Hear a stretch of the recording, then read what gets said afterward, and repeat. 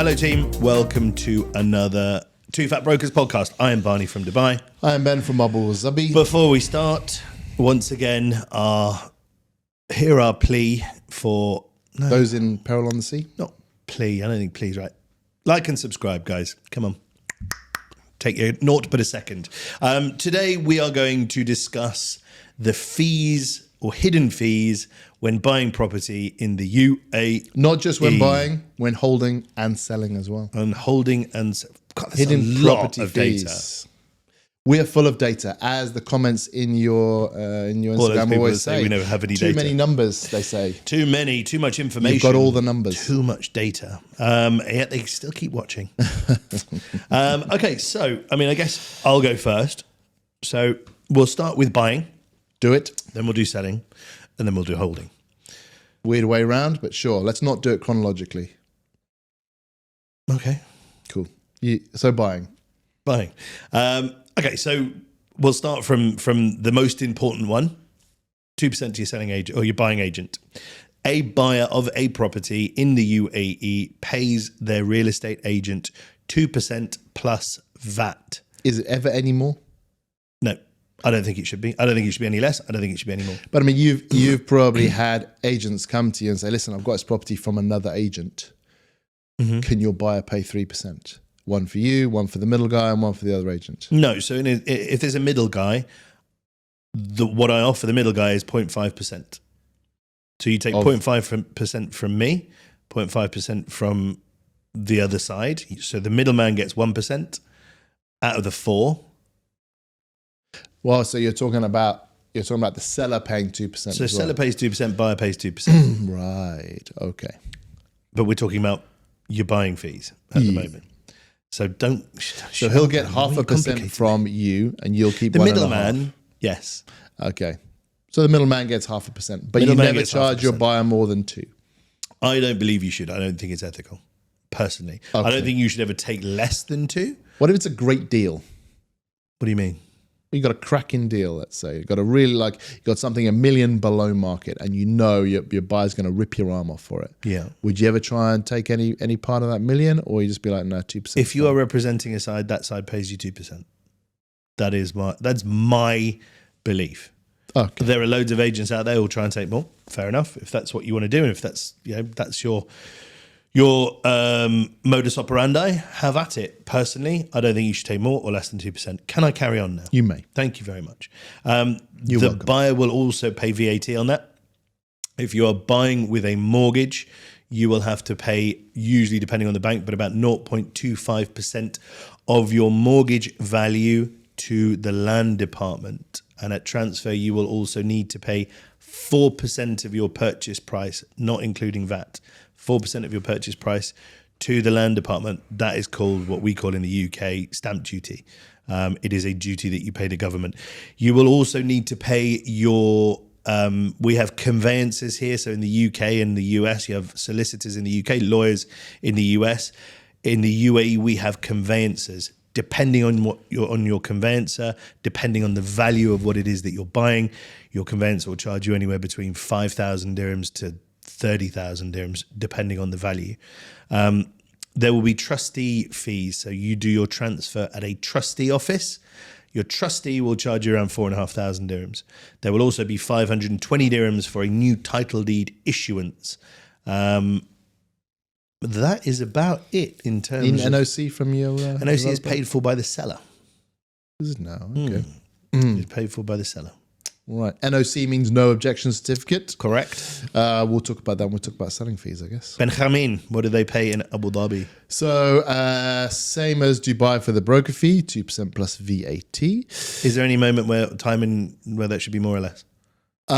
We don't, but I was asking you, some leading questions there, as I know something has been quite common in the past is where, at least on the buyer side, sometimes brokers will try and gross up the price. Well, maybe that's in terms of getting the seller to pay commission. Sometimes they'll try and get a higher price. And I think sellers should pay a commission. Yeah, we'll talk about that on the sales side. Okay. Though. Yeah, so from the buyer, only 2%. Our transfer fees are only 2%. not like in Dubai.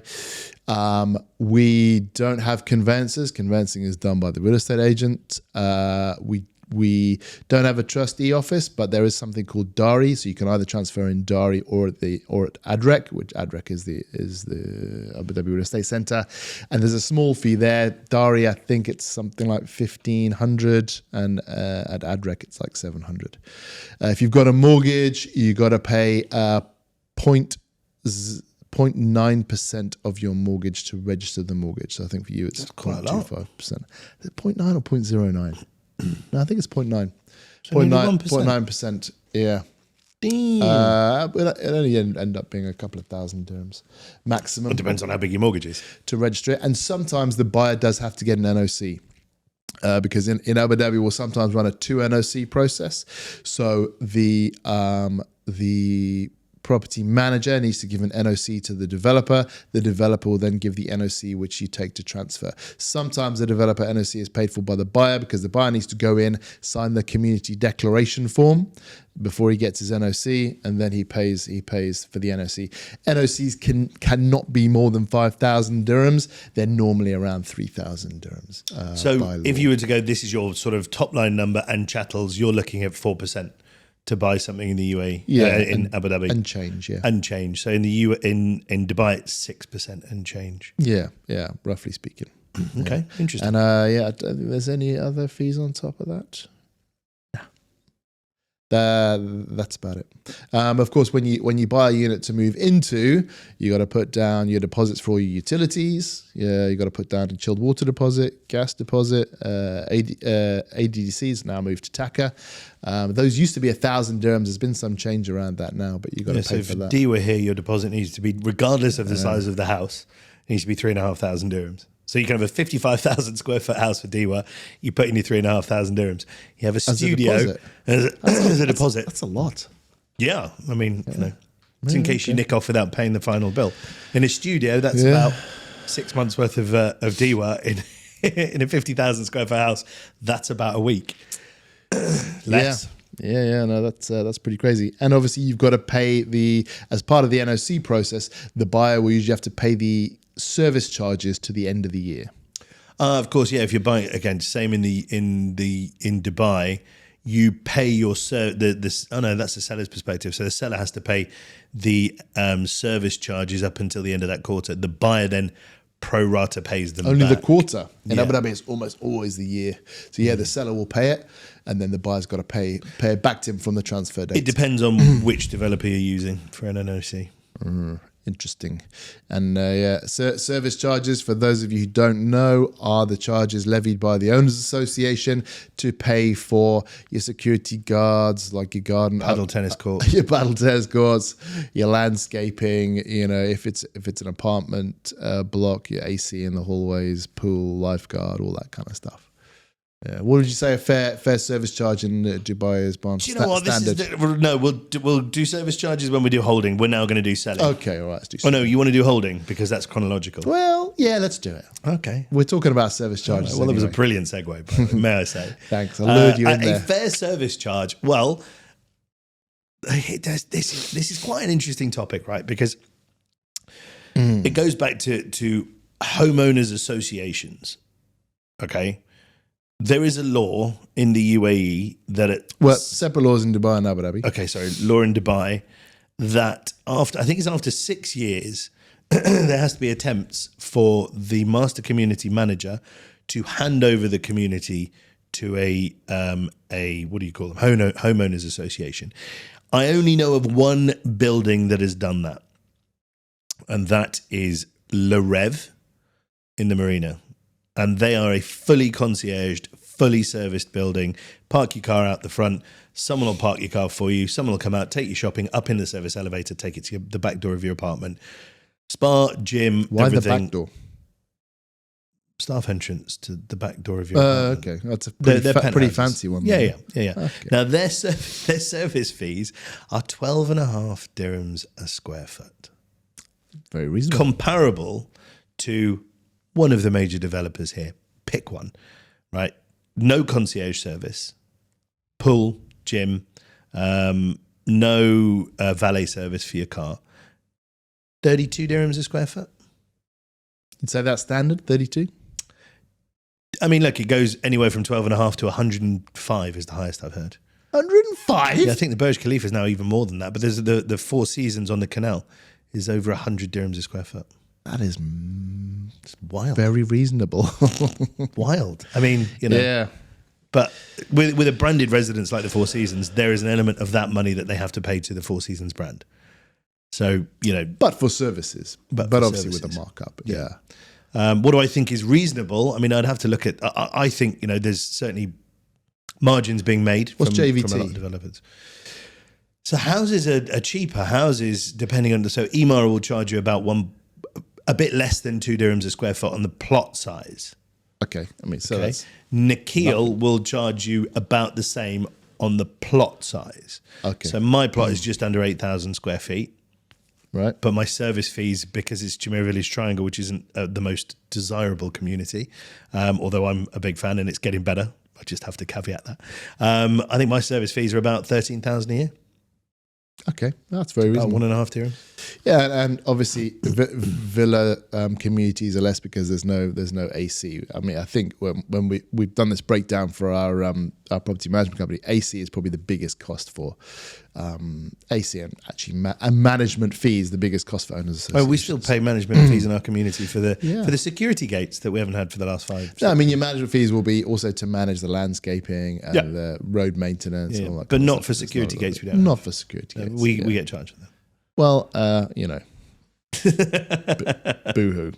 Maybe it's a typo and it's just for security. Who knows? But anyway, so the upshot is you got to be very careful about service charges in the property that you're buying, because particularly if you're an investor, it really eats into your investment returns. It is the divining rule on purchasing. If you're an investor, look at those service fees. Yeah. If you buy in the Burj Khalifa, your rent used to be your rent would just cover your service fees. Just. I'm sure it's changed now because obviously rents have gone up. I know in the Four Seasons, it's going to be taking half of your rent. Yeah, so branded residences, the service fees are much higher. So in Abu Dhabi, service fees normally never went much higher than 15. Then we had Fairmont branded residences where they were over 20, and everyone's like, what is like going on there? But then now we've just had a couple of launches recently, and one of the launches, and it wasn't even branded residences, the service charges are 35 dirhams a square foot, How do which they for justify Abu Dhabi is That's pretty. It's par for the course in Dubai. yeah, How do Abu they Dhabi is justify it? eye-opening. It's an off-plan launch by a big developer. They don't have to justify it. But but the difference in Abu Dhabi, I don't know if it's true in Dubai. In Abu Dhabi, it's audited by the municipality. So the municipality will not let them get away with profit taking, which used to be the case. People used to just make a lot of profit because they could charge whatever they wanted, and they had no obligation to give you accounts or where they spend the money or anything like that. But now it's much better. The municipality came in and they crushed the service charges. Some of them went down from 15 to 10 dirhams a square foot. Really, squashed them. So every year, that's a interesting. developer here has to give a statement of accounts to the homeowners. So you can go through your expenditure or your community's expenditure like Yeah, but that. presumably you can't do anything about it though. You can make a complaint through RERA, but every year, so they'll never well, I mean, they admit that I've never heard of a case where a group of homeowners managed to reduce their service fees. However, I have heard cases when developers have asked to increase their service fees, and the RERA and I think the land department said no. So they have to apply to increase them. They have to apply to increase them. Okay, that's interesting. So, I mean, the same process would go with decreasing. I mean, I don't know anybody who's, as a homeowner, has forensically gone through their service fees. Okay, what are you spending here? What are you spending on water? What are you spending on, how many staff have you got on at this point? They What probably should wouldn't you give you that kind of detail. I mean, they should. It should be made available upon request. Yeah, possibly. I mean, in Dubai, so in Abu Dhabi, almost all of the service providers to the owners association are owned by the developer. So let's say, your management company and your development is owned by the developer. The maintenance company is owned by the developer. The fire and safety company is owned by the developer. Whoever it is, the landscaping company.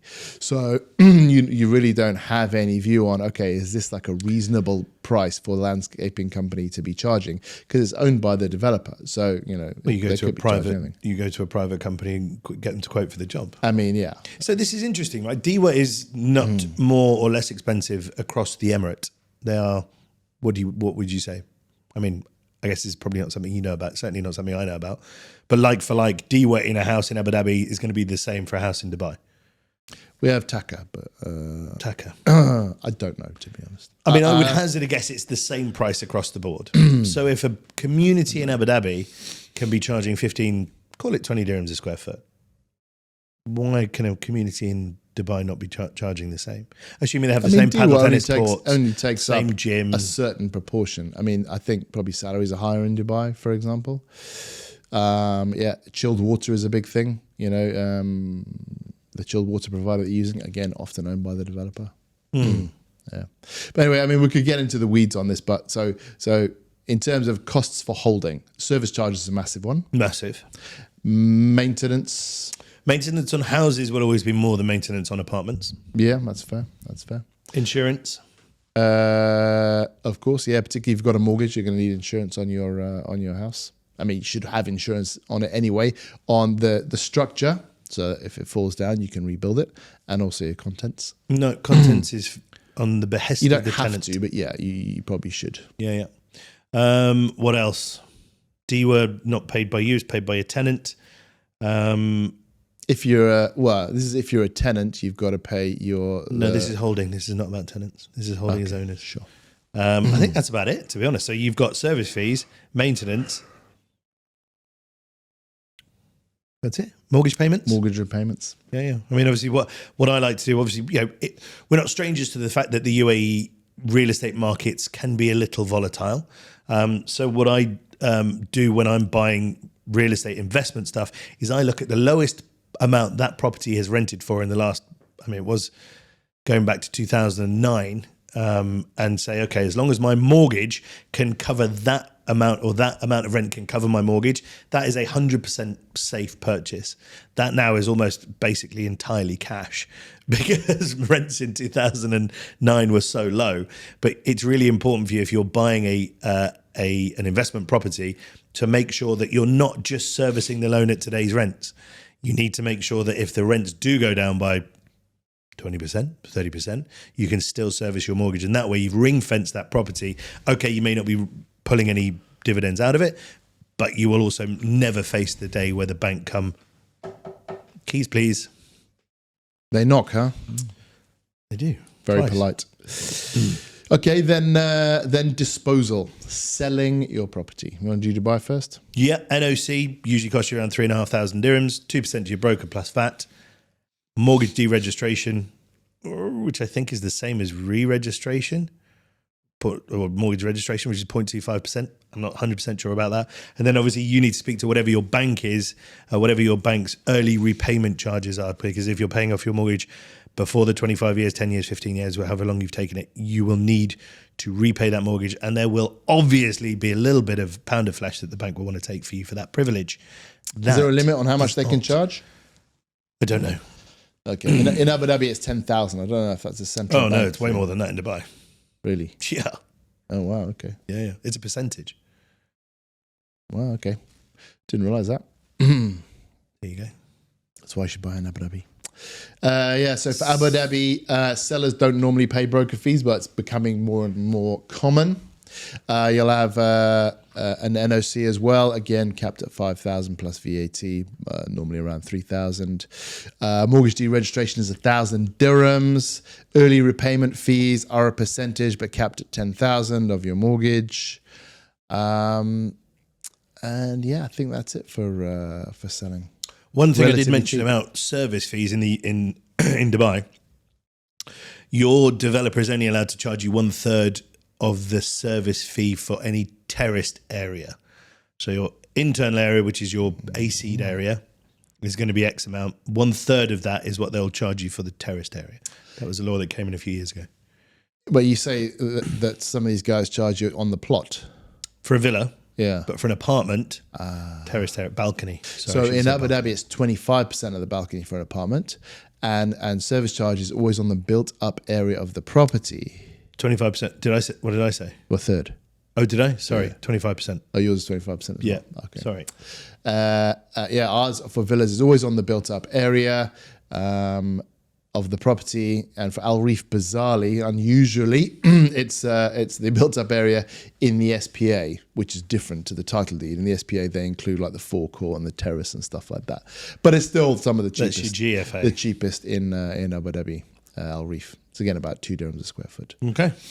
Yeah, so I think that covers everything. If there's something that you wanted to know about costs or anything like that, put it in the comments and we'll try to cover it. Anything we've missed, feel free podcast. to make a comment. Make them Yeah, nice. Some if of the we've comments missed something. have been a little bit mean recently. I'd say slate us if we missed something. Why not? Give us hell, Quimby.